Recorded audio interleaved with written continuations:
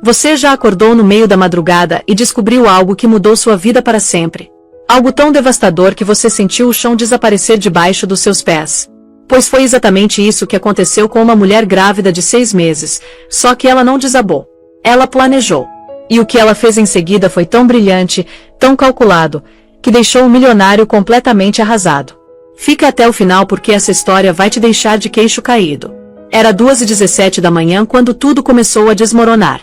Mas não foi um barulho que acordou Carolyn, foi uma vibração. Sutil. Quase imperceptível. O celular dele, aquele segundo aparelho que ele jurava ser só para negócios internacionais, tremeu contra o mármore italiano da mesinha de cabeceira. A tela preta acendeu por um instante, e ali estava. Uma notificação de calendário. Siena, Carlisle Hotel, 9 da noite. Não se atrase. Siena. Um nome elegante. Um nome caro. Como tudo na vida de Michael. Carolyn ficou ali, congelada, a mão sobre a barriga de 6 meses. O bebê dormia tranquilo lá dentro, alheio ao terremoto silencioso que sacudia o mundo da mãe. 50 milhões de dólares em imóveis de luxo, 6.000 metros quadrados de silêncio comprado com vidros triplos acústicos, e tudo isso agora parecia uma tumba. Ela podia ter gritado. Podia ter acordado ele ali mesmo e feito um escândalo. Mas Carolyn não era só a esposa grávida e dócil que Michael pensava conhecer. Antes de se tornar Carolyn Pierce, frequentadora de eventos beneficentes e esposa de socialite, ela era Carolyn Reed. E Carolyn Reed tinha um talento muito específico. Ela destruía carreiras políticas em Washington. Sabe aquele tipo de pessoa que segue o dinheiro sujo? Que desenterra segredos enterrados em contas offshore e documentos corporativos complexos. Era isso que ela fazia. Ela não era contadora. Ela era caçadora. E agora, olhando aquela notificação brilhando na escuridão, ela sentiu algo despertar dentro dela. Algo que estava adormecido há 3 anos. Ela não dormiu naquela noite. Enquanto Michael roncava ao lado dela, completamente inconsciente, Carolyn saiu da cama como um fantasma e foi direto para o seu escritório caseiro. Ligou o laptop criptografado, aquela relíquia da vida antiga que Michael achava uma paranoia adorável. E começou a cavar. Porque dinheiro, meu amigo, dinheiro nunca mente. Pessoas mentem. Promessas mentem. Mas transferências bancárias? Essas contam a verdade nua e crua. As finanças de Michael eram um labirinto. Empresas de fachada, holdings offshore, fundos cegos, tudo projetado para minimizar impostos e maximizar segredos. Para a maioria das pessoas, seria impossível de decifrar. Mas para Carolyn, era como ler um livro aberto. Um livro que ela falava fluentemente. O maior erro dele foi a arrogância. Quando eles se casaram, ele deu acesso a ela de todas as contas principais. Foi um gesto romântico, sabe? Um símbolo de parceria. Só que ele nunca imaginou que ela realmente entenderia o sistema. Ele achava que o trabalho dela em Washington era fofoca política e leitura de registros de votação. Ele não fazia ideia de que ela sabia ler uma confirmação de transferência bancária como se fosse poesia. Durante semanas, Carolyn passou as noites mapeando o império dele enquanto Michael dormia. Ou melhor, enquanto ele estava fora em um dos jantares de negócios. E foi aí que ela encontrou Siena LaRue. O nome aparecia de novo. E de novo. E de novo. Um apartamento de cobertura em Hudson Yards, pago por uma empresa de Delaware chamada MJP Holdings. Adivinha quem era o dono? Um cartão Amex Centurion preto, suplementar de uma conta que Carolyn nunca tinha visto, acumulando compras na Bergdorf, na Cartier, em hotéis 5 estrelas ao redor do mundo. Viagens que coincidiam exatamente com a agenda de Michael, sempre em primeira classe, sempre uma fileira atrás dele. Ele não estava só tendo um caso. Ele estava bancando uma vida paralela inteira. A dor foi física. Sentou no peito como um soco. Ela ficava ali, 4 da manhã, uma mão na barriga crescendo, a outra rolando a tela pelo extrato do Hotel Península em Hong Kong. O bebê chutava, como se sentisse o desespero da mãe. E as lágrimas vinham. Quentes. Silenciosas. Lágrimas de humilhação. Mas sabe o que é interessante? A parte estrategista dela estava distante. Fria. Observando tudo de longe. Porque para Carolyn, dor era dado. Dor era combustível. E ela cavou mais fundo. Passou da amante e foi direto pro coração do negócio dele. As dívidas escondidas. Os sócios secretos. Então ela encontrou a pasta contingência. Escondida num servidor que ele achava que estava isolado da internet. Era a pasta de chantagem dele. Sujeira sobre concorrentes, sobre políticos corruptos, até sobre membros do conselho da própria firma dele. Era assim que ele vencia. não sendo mais inteligente, sendo mais sujo. Caroline finalmente entendeu o homem com quem tinha casado. Ele não era rei de nada. Era um parasita. E ela era só a hospedeira mais recente. Mas o que realmente transformou Caroline de vítima em algo muito mais perigoso aconteceu numa terça-feira. Michael estava numa ligação no escritório caseiro dele, aquela sala à prova de som que ele chamava de bunker. As portas pesadas de carvalho estavam fechadas. Ele achava que eram impenetráveis. Não eram. Não se você estivesse do lado de fora no momento exato em que, por um milagre do destino, a porta ficasse entreaberta. Caroline estava passando descalça pelo corredor, os pés silenciosos no mármore frio, quando ouviu a voz dele. Baixa. Afiada. Despida de todo aquele charme que ele usava com ela. O pré-nupcial é blindado, Kenji. Ela recebe 1 milhão. Só isso. Kenji Tanaka. O advogado dele. Um cara com alma de tubarão. Caroline congelou, a mão espalmada na parede, o sangue virando gelo nas veias. Mas a gravidez complica as coisas, Michael continuou, o tom cortante como sílex. A imagem fica horrível. A gente não pode ter um divórcio bagunçado agora. Não com o novo fundo sendo lançado. Uma pausa. E então vieram as palavras que pararam o coração dela. Então a gente controla a narrativa. A gente constrói um caso. Instável, hormonal, emocionalmente desequilibrada. Vamos conseguir uma avaliação psiquiátrica. Vamos provar que ela é uma mãe incapaz. Mãe incapaz. As palavras bateram nela como um tapa na cara. Ele ia tirar o filho dela. O bebê. O único pedaço de pureza que ainda restava naquela vida de mentiras. A voz do Kenji veio pelo viva voz, calma e mortal. O pré-nupcial dá uma grana única para ela. Ela vai lutar, claro. Mas quando a gente tiver a alavancagem da criança, ela vai ceder. Vai aceitar o acordo e desaparecer. Visitas supervisionadas 2 vezes por ano. Se ela se comportar. Os joelhos de Caroline quase cederam. Ela segurou na parede para não cair, a respiração vindo em golfadas curtas e regulares. Cada célula do corpo dela gritava para entrar ali e arrancar os olhos dele. Mas algo mais forte a segurou. Não era medo. Não era tristeza. Era clareza. Caroline teve que tampar a boca com a mão para segurar o soluço. Mas não era um soluço de tristeza. Era um soluço de raiva pura e incandescente. Ele não estava só planejando deixá-la. Ele estava planejando apagá-la. Pintá-la como louca. Usar o filho deles como arma para destruí-la completamente. E foi naquele momento, ali no corredor frio e silencioso da gaiola dourada dela, que a esposa de coração partido morreu. E a estrategista renasceu. Armada com a fúria de uma mãe. Ele queria deixá-la sem nada. Ela ia deixá-lo com menos. Caroline recuou da porta, silenciosa como tinha chegado. A mente dela, que segundos atrás era um furacão de dor, agora era um tabuleiro de xadrez. Isso não era mais sobre traição. Era guerra. E Caroline Reed nunca tinha perdido uma guerra. Ela foi pro escritório e trancou a porta. Abriu os mapas financeiros que tinha montado. Ela já tinha visto os pontos de apoio, os pontos de pressão, as pedras angulares que sustentavam o arco grandioso da fortuna dele. E começou a rascunhar um plano. Não de divórcio. De demolição. Mas ela precisava de um aliado. Alguém em quem pudesse confiar de olhos fechados. Alguém cujas habilidades complementassem as dela. Alguém que odiasse Michael Pierce quase tanto quanto ela agora odiava. Ela pegou o celular descartável, um aparelho simples e impossível de rastrear que tinha comprado com dinheiro vivo semanas antes, e digitou uma única mensagem pro único número salvo, David Reed. O irmão dela. David era a ovelha negra da família. Um gênio em cibersegurança, um verdadeiro prodígio, vivendo num loft bagunçado em Austin, trabalhando como hacker ético para uma firma boutique de segurança digital. Ele via o mundo em código. Linhas de invasão e proteção. Ele sempre tinha detestado Michael. Chamou ele de sociopata carismático desde o primeiro dia de ação de graças que se conheceram. Na época, Caroline achou que era ciúme de irmão. Agora ela via que era a verdade mais clara que ela tinha deixado passar. O relacionamento deles era complicado. Ela tinha tirado ele de uma enrascada séria anos atrás, uma indiscrição juvenil envolvendo o Departamento de Defesa. Ele devia a ela. E os dois sabiam disso. A mensagem dela foi simples: Operação Bonaparte. Tá dentro. Era um código da infância deles, uma referência à fuga de Napoleão de Elba. A forma deles de dizer: um plano ousado, arriscado e que precisa de execução impecável. A resposta veio em menos de 30 segundos.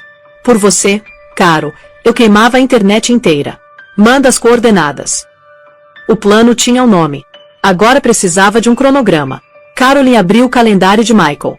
Em 2 semanas, ele estava programado para voar pro chalé deles em St. Barts. Um retiro de bem-estar solo, supostamente para relaxar antes do próximo trimestre fiscal. Mas os registros de voo que ela já tinha recuperado mostravam uma segunda passagem. Sienna LaRue. Eles estariam juntos. Do outro lado do oceano. Entrelaçados em lençóis que Carolyn tinha pagado. Eles estariam dormindo. E ela estaria trabalhando. Pelos próximos 14 dias, Carolyn interpretou o papel da esposa dedicada e grávida radiante. Fingiu desejos por picles e sorvete. Discutiu paletas de cores pro quarto do bebê. Decidiu por um azul suave e tranquilizante. Sorriu calorosamente toda vez que Michael tocou sua barriga. Cada sorriso era uma mentira. Cada toque parecia uma aranha rastejando pela pele dela. Ela era um fantasma na própria vida. Observando. Coletando. Preparando. Com precisão metódica, ela reuniu as últimas peças vitais do quebra-cabeça. Os protocolos de segurança dos portais bancários privados na Suíça e nas Ilhas Cayman. As frases específicas de autenticação vocal usadas com o corretor dele no Pictet Group. E as frases semente para múltiplas carteiras de armazenamento frio de criptomoedas, que ela descobriu num pendrive escondido dentro de um exemplar oco de O Príncipe de Maquiavel na estante dele. A ironia era tão afiada que quase tinha gosto doce. David trabalhou na parte dele. Montou uma corrente de redes privadas virtuais, VPNs, que mascaravam a atividade digital dela através de uma dúzia de países em segundos, tornando a presença eletrônica dela impossível de rastrear. Ele também preparou o pacote de nova identidade, Anna Miller. Passaporte português, carteira de motorista e uma rede de novas contas bancárias num país sem tratado de extradição com os Estados Unidos. Ele era o criador de fantasmas digitais dela.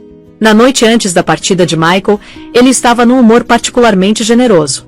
Presenteou ela com uma caixa de veludo. Dentro tinha um colar de diamantes absurdamente grande. Para a futura mãe mais linda do mundo, ele disse, a voz suave como seda. Carolyn sentiu uma onda de náusea. E não tinha nada a ver com gravidez. Ela deixou ele prender o colar no pescoço dela. As pedras frias e pesadas contra a pele. Tá lindo, Michael. Obrigada. Vou sentir sua falta. Ele sussurrou, beijando a testa dela. Vou estar esperando, ela respondeu, segurando o olhar dele no espelho. A mulher no reflexo era uma estranha. Um sorriso sereno. E olhos frios como os diamantes na garganta. Ele logo estaria deitado ao lado da amante. Ela estaria esperando. Não pela ligação dele, mas pelo momento em que ela queimaria tudo que ele tinha construído. O voo para St. Barts decolou de Teterboro às 10h05 da noite. Carolyn assistiu o ícone do jato particular se mover lentamente pela tela do aplicativo de rastreamento de voo no celular descartável dela, até virar um pontinho sobre o Atlântico. Michael estaria se acomodando, bebericando champanhe vintage. Sienna estaria com ele. A performance tinha começado. A performance de Carolyn terminou no momento em que a porta pesada da cobertura clicou atrás dele. A máscara doce e dócil caiu. Ela se moveu pela casa silenciosa e opulenta, os passos ecoando na vastidão. Foi até o closet e removeu o colar de diamantes. Não o devolveu para a caixa de veludo. Deixou cair no carpete grosso, onde ficou deitado como uma serpente reluzente. Nunca foi um presente. Era uma algema. Ela não usaria mais. O centro de comando dela era agora o escritório caseiro branco e austero, transformado. Um segundo monitor, trazido por um mensageiro do David 2 dias antes, estava ao lado do laptop criptografado dela. Um ventilador silencioso zumbia baixinho na mesa. Por perto, uma garrafa térmica de chá de camomila morno, 3 barras de proteína e um power bank de alta capacidade. Essa era a sala de guerra dela. O espaço era frio, estéril, mas vibrava com uma eletricidade que ela não sentia há anos. Essa era a caçada. Os dedos dela pairavam sobre o teclado, a mente ciclando por cada passo com clareza cirúrgica. Por baixo, no entanto, o pulso batia erraticamente. Uma pulsação quieta de adrenalina e terror materno. Não haveria segunda chance. A batalha duraria aproximadamente 8 horas. A janela entre Michael cair no sono no meio do voo e o banco privado dele em Genebra abrir para negócios. Ela colocou o headset e iniciou uma chamada criptografada de ponta a ponta com David. Estágio 1. Você tá verde. A voz de Carolyn era plana. Composta. Verde em todos os quadrantes, David respondeu, a voz crepitando levemente, mas igualmente firme. Tô dentro da infraestrutura da rede Pierce Capital agora. É uma fortaleza, Carol. mas ele deixou a chave debaixo do tapete. A integração da casa inteligente, ela disse. Não perguntou. Exatamente, David confirmou. Ele conectou tudo. Câmeras de segurança, controles de clima, até o servidor local num único hub de IoT por conveniência. A segurança é apertada, mas o firmware tem uma rachadura minúscula. Tô dentro. Tenho acesso total à rede interna. Posso monitorar cada pacote de dados entrando e saindo. Se um alarme silencioso disparar, eu mato antes mesmo de pensar em discar para fora. Você é invisível. Caroline respirou fundo e devagar. Ok, David. Tô entrando. A estratégia dela era uma cascata. Engenharia de precisão para velocidade e devastação. Ela não ia só esvaziar uma conta. Ela ia iniciar um colapso financeiro sincronizado em múltiplas frentes. Ela se inclinou para frente, os dedos apertando no teclado. Cada tecla pressionada seria uma ferida. Cada confirmação, uma pequena detonação. Ela não estava só desmontando o império dele. Estava recuperando a própria voz. Uma transação de cada vez. A lista dela estava organizada por liquidez e risco. Primeiros alvos, contas de corretagem. Morgan Stanley e Goldman Sachs. Esse era o núcleo do patrimônio líquido dele. Centenas de milhões em ações, títulos e fundos mútuos. Acessá-los exigia mais que só senha. Exigia um código de autenticação de 2 fatores enviado para o celular principal de Michael. O celular dele estava atualmente a 10 mil metros de altitude, no modo avião. Inútil para ele. Mas não para ela. David, ela disse. Tô iniciando o login do portal Morgan Stanley. Preciso que você intercepte o 2FA. Pronto quando você estiver. Vai. Caroline digitou o usuário e a senha complexa. Mierskin 7. Ela tinha descoberto semanas atrás. A arrogância dele era a maior aliada dela. O portal pediu um código de 6 dígitos. Peguei, David disse depois de uma pausa tensa de 4 segundos. O SMS foi redirecionado para um número virtual, depois para mim. Tô vendo o pacote. Código é 771.392. Os dedos de Caroline voaram. 771.392. Acesso concedido. Ela estava dentro. Uma variedade vertiginosa de números, símbolos de ações e registros de transações encheram a tela. Um portfólio que valia mais de 310 milhões de dólares. O coração dela martelava, mas as mãos estavam firmes. Ela tinha ensaiado esse momento na mente 100 vezes. Ela não liquidou tudo de uma vez. Isso dispararia alertas, disjuntores do sistema, sinalizações. Em vez disso, iniciou uma série de negociações estratégicas em bloco. Grandes posições em ações blue chip altamente líquidas foram vendidas em transações cuidadosamente espaçadas. E imediatamente convertidas em dinheiro. Agora vinha o passo crítico. Mover. Ela não podia transferir os fundos diretamente para as contas novas dela.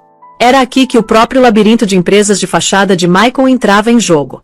Ao longo dos últimos 3 anos, ele ocasionalmente tinha usado o nome de solteira dela, Caroline Reed, para montar pequenas LLCs para a estruturação de investimentos. Cascas vazias. Entidades esquecidas. Até agora. Caroline tinha silenciosamente e legalmente assumido o controle total de 3 delas. Da conta corporativa da Morgan Stanley, ela iniciou uma corrente de transferências bancárias. Cada uma logo abaixo de $1 milhão, para evitar supervisão intensificada. O destinatário, Reed Strategic Holdings LLC. As notas de pagamento diziam, serviços de consultoria prestados. De lá, o dinheiro pularia de Reed Strategic para uma segunda fachada, depois para uma terceira, antes de finalmente pousar no destino final, uma conta corporativa novinha em folha num banco privado em Liechtenstein sob o nome Helvetia Strategic Solutions. Uma entidade totalmente controlada por uma tal de Anna Miller. Foi um processo meticuloso. Login. Autenticar. Executar. Transferir. De novo. E de novo. E de novo. Por 2 horas direto.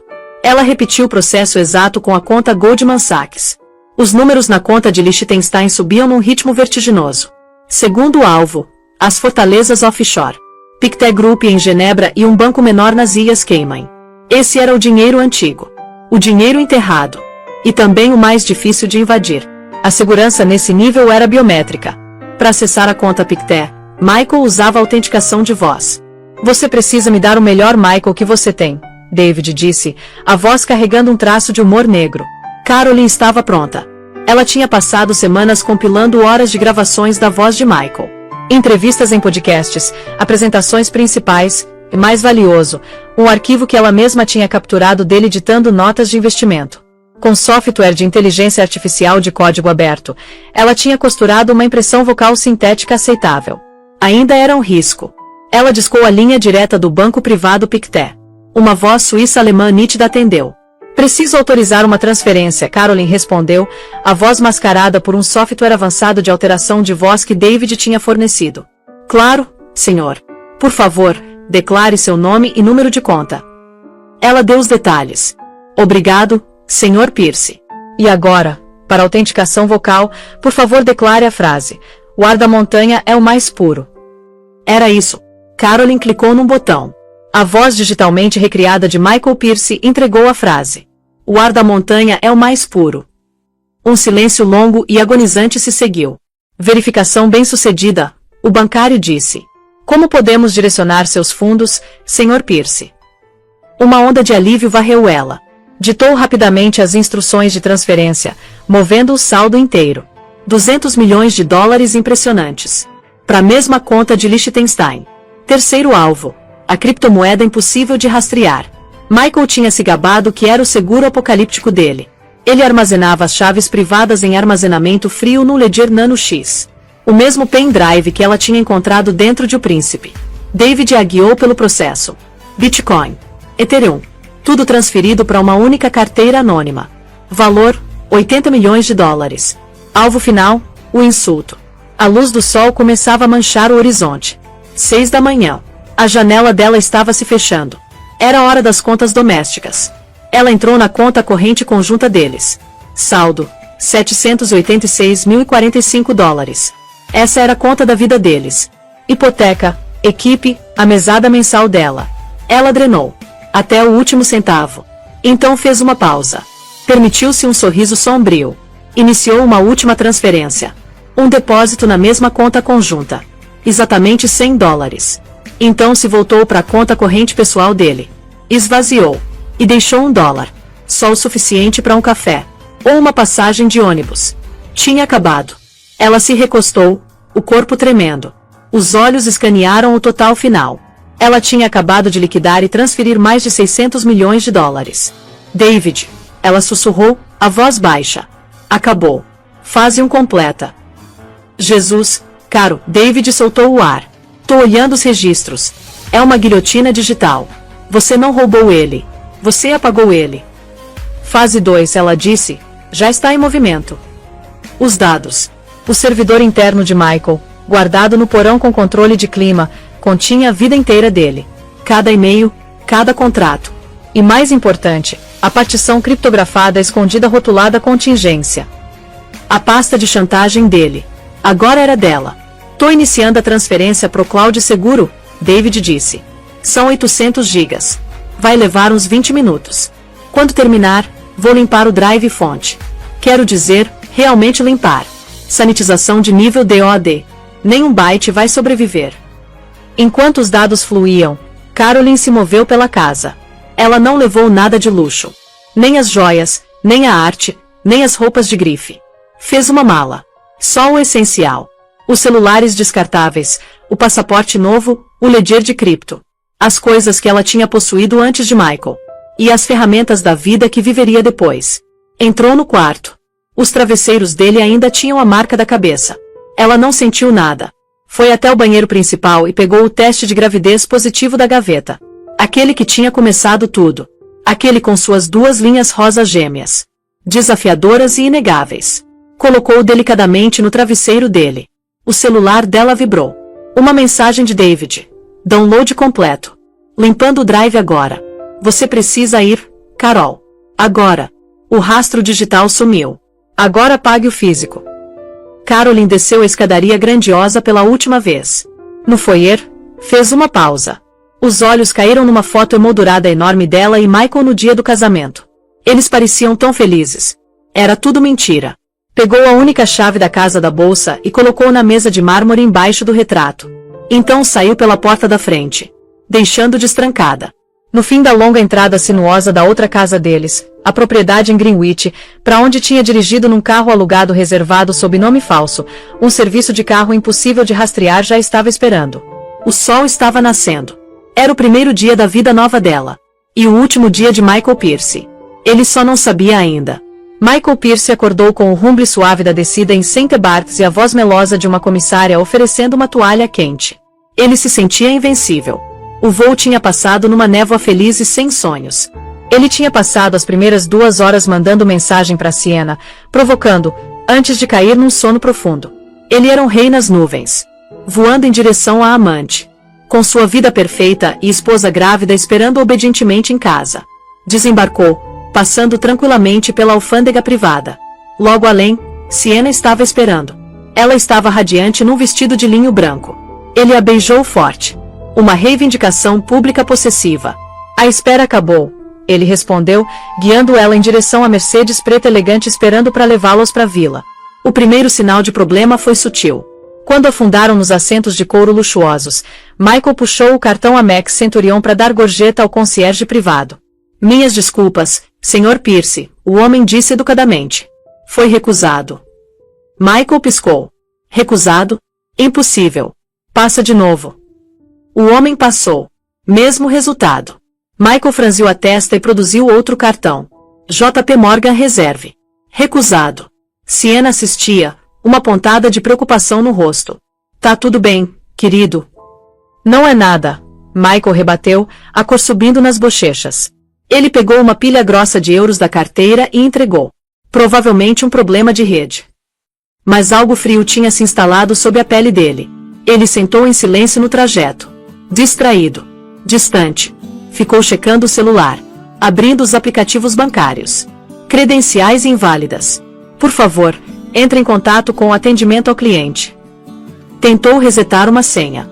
A solicitação de código de confirmação foi enviada para o e-mail dele. Quando Michael tentou acessar a caixa de entrada, foi recebido com outra barreira. Atividade incomum foi detectada na sua conta. O acesso foi temporariamente suspenso. Quando chegaram na vila grandiosa à beira-mar, o humor de Michael tinha azedado completamente. Ele invadiu o escritório como um furacão, batendo a porta. Ele precisava falar com o banqueiro privado dele na Morgan Stanley. David Shane. Sr. Pierce, disse a voz familiar. Bom dia. Estava esperando sua ligação. David, que diabo está acontecendo?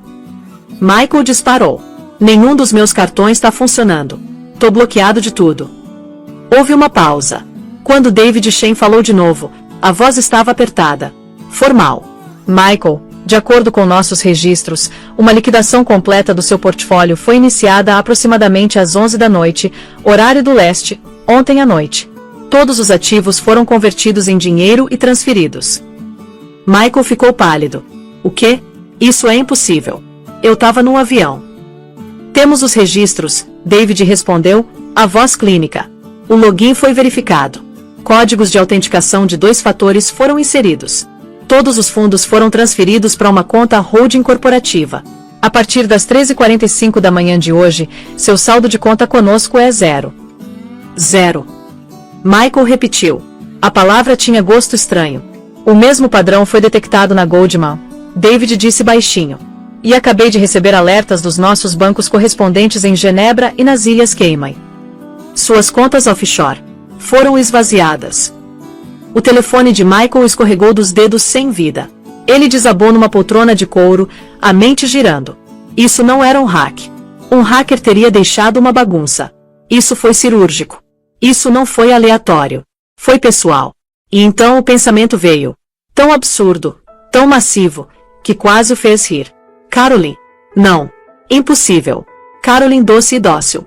A mulher que planejava eventos beneficentes. A mulher que não poderia possivelmente. Ele agarrou o telefone e discou o número dela. Direto para a caixa postal. Ligou pro telefone fixo da casa. Tocou e tocou. Sem resposta.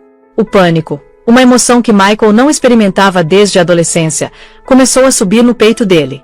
Ele ligou pro Kenji Tanaka. Kenji, ele latiu. Sumiu. Tudo. O dinheiro. Tudo sumiu. Michael, Kenji disse firmemente. Vai devagar. Me conta o que está acontecendo. Michael relatou a história. Quando terminou, houve um silêncio longo e pesado. É ela, Michael sussurrou. Tem que ser ela. Sua esposa, Kenji soou duvidoso. Michael, ela planeja festas, não roubos financeiros. Você não conhece ela, Michael gritou. Teve uma vida antes de mim. Ela trabalhava em Washington. Pesquisa de oposição. Forense, alguma coisa. Ele parou, ofegante. Contabilidade forense. Não. Meu Deus. Pesquisa de oposição. A respiração de Kenji prendeu. Jesus Cristo, Michael. Isso não é uma carreira secundária. É uma arma. Fica onde você tá.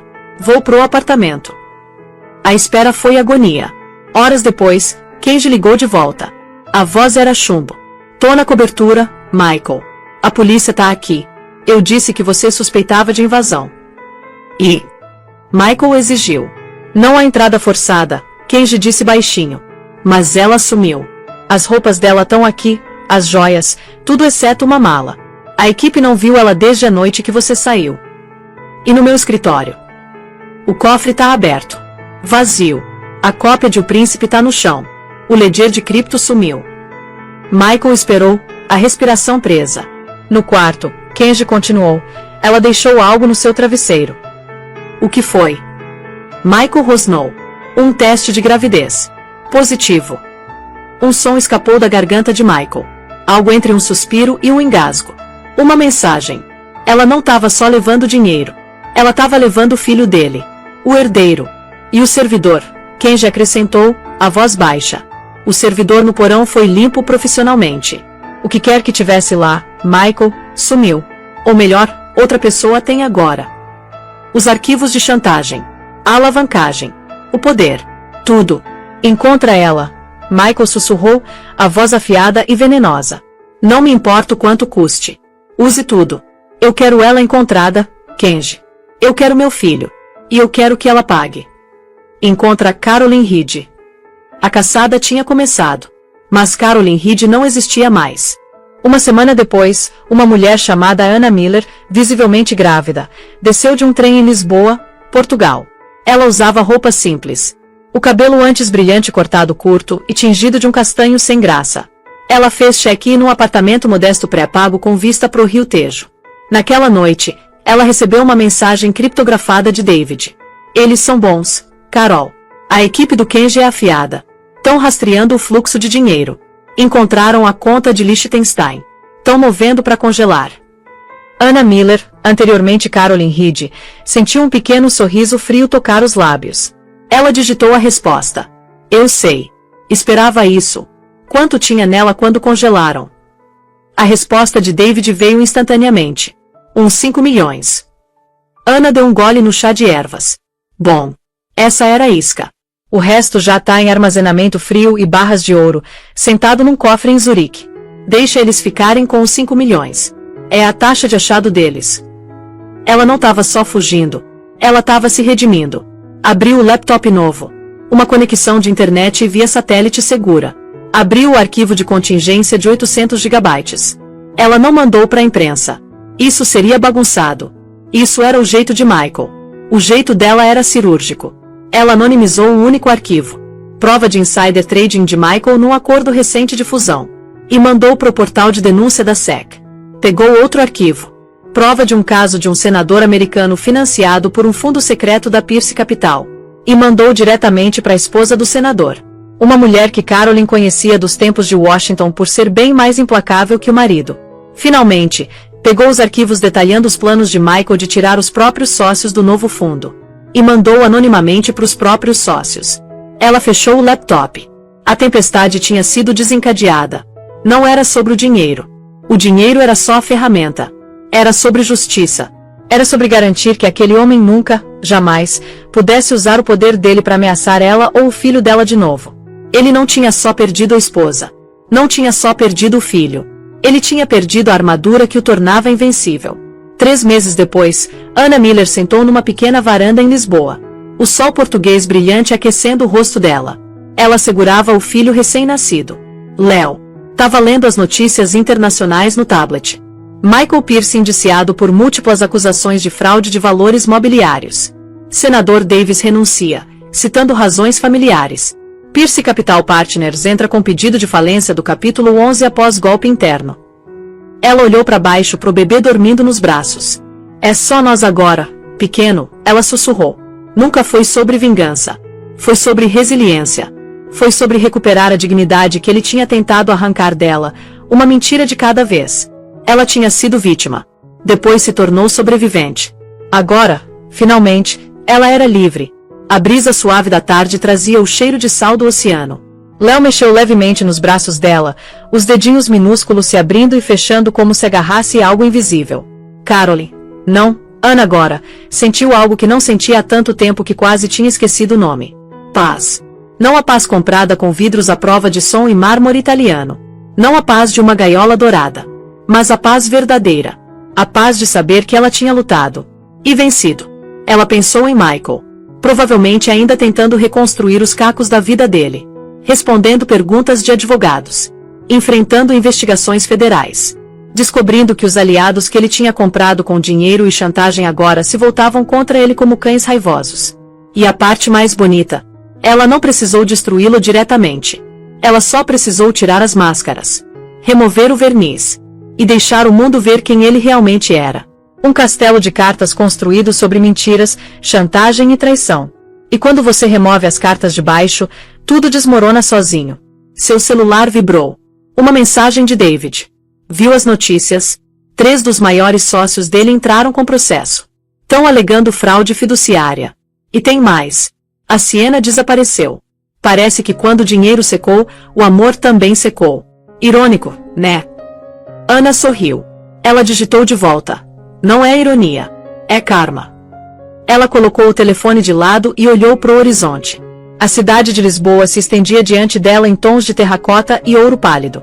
As ruas estreitas e sinuosas cheias de vida. Tão diferente das avenidas largas e vazias de Manhattan. Ela tinha perdido muito. A vida de luxo, o sobrenome, a identidade que tinha construído por 3 anos. Mas ela tinha ganho algo muito mais valioso. Ela tinha recuperado a si mesma. E agora tinha Léo. Um filho que cresceria conhecendo a mãe de verdade. Não a boneca troféu silenciosa que Michael tinha moldado. Mas uma mulher forte. Uma sobrevivente. Uma lutadora. Ela se inclinou e beijou a testa morna do bebê. Vou te contar uma coisa, meu amor, ela sussurrou. Sua mãe já foi muitas coisas. Pesquisadora. Esposa. Vítima. Mas sabe que ela é agora? Ela é livre. E vai garantir que você cresça sabendo que liberdade não tem preço. Que dignidade não se negocia.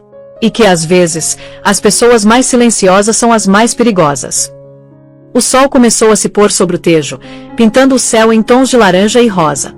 Um novo dia terminando. Uma nova vida começando. Lá em Manhattan, em algum escritório impessoal de advogados, Michael Pierce provavelmente estava assinando documentos. Vendendo os últimos ativos que conseguisse liquidar. Tentando salvar alguma coisa do naufrágio. Ele tinha jogado xadrez com ela. Achando que ela era um peão. Mas peões, quando chegam do outro lado do tabuleiro, se tornam rainhas. E rainhas não têm misericórdia. 6 meses se passaram. Ana recebeu uma notificação no e-mail seguro. Era de um endereço que ela reconheceu imediatamente. O portal de denúncias da SEC. Sua denúncia anônima sobre as atividades de insider trading da Pierce Capital resultou numa condenação bem-sucedida. O réu foi sentenciado a 8 anos de prisão federal. Como denunciante qualificado, você é elegível para uma recompensa monetária de acordo com o programa de whistleblower da SEC. Ana leu a linha seguinte. Seus olhos se arregalaram. Prêmio estimado, 27 milhões de dólares. Ela começou a rir. Baixinho no começo, depois mais alto. Até Léo acordar e olhar para ela com aqueles olhos grandes e curiosos. Desculpa, meu amor, ela disse, segurando ele contra o peito. É que, sabe de uma coisa. Às vezes o universo tem senso de humor. Ela não precisava do dinheiro. Tinha o suficiente guardado para viver confortavelmente pelo resto da vida. Mas saber que o próprio crime de Michael tinha gerado uma recompensa para ela? Poesia. Pura poesia. Ela decidiu ali mesmo. O dinheiro iria para algo bom. Criaria uma fundação. Para ajudar mulheres saindo de casamentos abusivos. Para fornecer recursos legais, apoio financeiro, novas identidades se necessário. Porque Caroline tinha tido habilidades raras. Conhecimento especializado. Recursos que a maioria das mulheres na situação dela nunca teria. Mas toda mulher merecia uma saída. Toda mulher merecia a chance de recomeçar. Ela olhou pro bebê nos braços. Pro apartamento simples mas acolhedor ao redor deles. Pro futuro que se abria na frente como um livro em branco.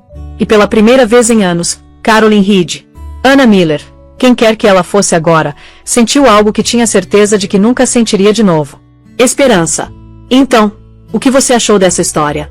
Porque, veja bem, quando a gente pensa em traição, geralmente imagina gritos, choros, confrontos dramáticos. Mas às vezes, a vingança mais poderosa é silenciosa. É calculada. É cirúrgica. Carolyn não destruiu Michael com raiva. Ela o desmontou com precisão. Ela usou as próprias ferramentas dele contra ele. As empresas de fachada. As contas offshore. A arrogância. A subestimação. E sabe qual é a lição mais importante dessa história toda? Nunca, jamais, subestime alguém só porque ele escolheu ser gentil com você. Porque gentileza não é fraqueza. Silêncio não é ignorância. E amor não é cegueira. Carolyn amou Michael. De verdade. Ela confiou nele. Se entregou àquele casamento de corpo e alma. Mas quando ele mostrou quem realmente era, quando ele revelou que estava planejando não só abandoná-la, mas destruí-la e roubar o filho dela, ela não desabou. Ela despertou. E usou cada habilidade, cada conexão, cada pedacinho de conhecimento que tinha acumulado ao longo da vida para virar o jogo. Michael tinha todo o poder, todo o dinheiro, todas as conexões. Mas ele tinha um ponto fraco fatal. Ele achava que era mais esperto que todo mundo. E essa arrogância foi exatamente o que o destruiu. Porque no final das contas, você pode ter todo o dinheiro do mundo. Pode ter os melhores advogados. As conexões mais poderosas. Mas se você subestimar a pessoa errada, se você acordar a pessoa errada, você perde tudo. E a parte mais bonita dessa história. Carolyn não precisou se tornar um monstro para vencer. Ela não usou violência. Não fez nada ilegal tecnicamente. Ela só usou o próprio sistema dele contra ele. Ela jogou o jogo dele. Só que melhor. Muito melhor. Então, se essa história mexeu com você, se te fez pensar, se te fez sentir algo, deixa aquele like aí embaixo. Porque histórias como essa precisam ser contadas. Histórias de mulheres que se recusaram a ser vítimas. Que encontraram força onde ninguém esperava. E se você conhece alguém que precisa ouvir essa mensagem, que precisa lembrar da própria força, compartilha esse vídeo. Porque nunca se sabe quando alguém precisa ouvir que é possível recomeçar. Que é possível lutar de volta. Que é possível vencer. E não esquece de se inscrever no canal para mais histórias de justiça, de segundas chances, e de pessoas comuns que fizeram coisas extraordinárias. Porque no final do dia, a gente não precisa de superpoderes para ser forte. A gente só precisa se recusar a desistir.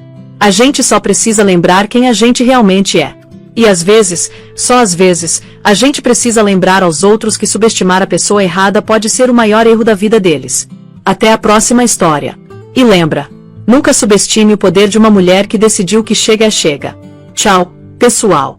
E fiquem fortes.